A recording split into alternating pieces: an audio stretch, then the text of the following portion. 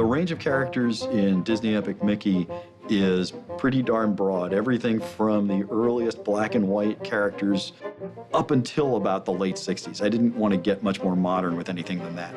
But the key is they're all legitimately forgotten, or legitimately rejected, or subtly different than the characters you might expect.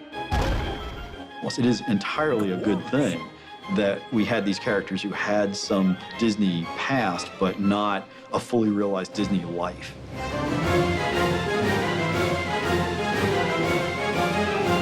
Deciding what to include in the game was really kind of nightmarish.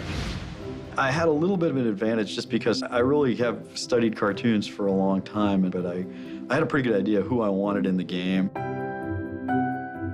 Mickey Mouse has achieved the highest levels of success, fame, fortune, love in every medium he's tackled, except video games.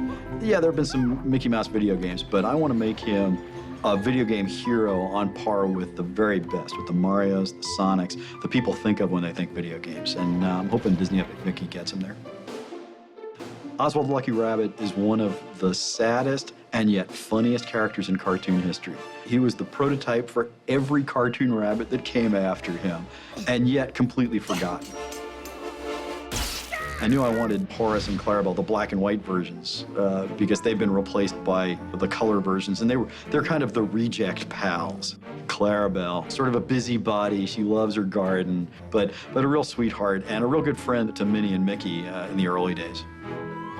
Horace is a terrific character, actually. He was probably the most versatile actor in Mickey's gang. He could be a detective, he could be a cowboy, he could be anything. It's interesting that he kind of ended up getting forgotten because that kind of versatility and flexibility seems like it would be a useful thing in a cartoon series, but for some reason, he got left by the wayside. I think one of the characters we've had the most fun with was the character of Pete. And in fact, in the game, Pete has many incarnations. I call it the League of Petes. So around every corner, there's another Pete in a different costume. You know, oh my gosh, this time I'm dressed up as a little Dutch girl, like a Small World doll, oh my gosh. So he's always sort of humiliated by all the costumes that he has to wear. You know, Mickey, basically, by the end of the game, I'm hoping Mickey and the player are going, another Pete? The Gremlins in the game were just ideas. They were going to make an animation short off of them, and they never got to it. So we looked at those characters, and we did what we do best, is what we brainstorm. We come up with ideas.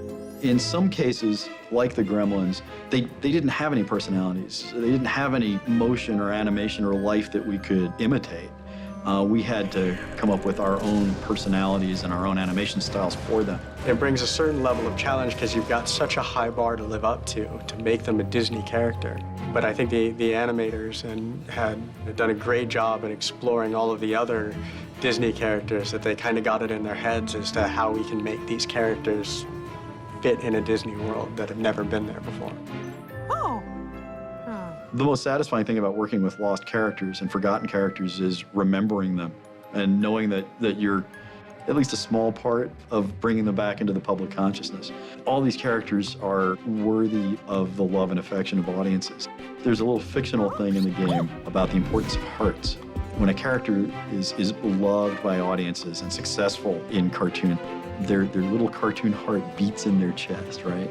And when they're forgotten, that heart just sort of fizzles and disappears, and then they themselves disappear and appear in the wasteland. And so the one thing that no character in Wasteland has is a heart. I get this picture when I think about Gus and old black and white Horace and the Mad Doctor, and I just feel in this weird sort of way that I'm giving them their hearts back.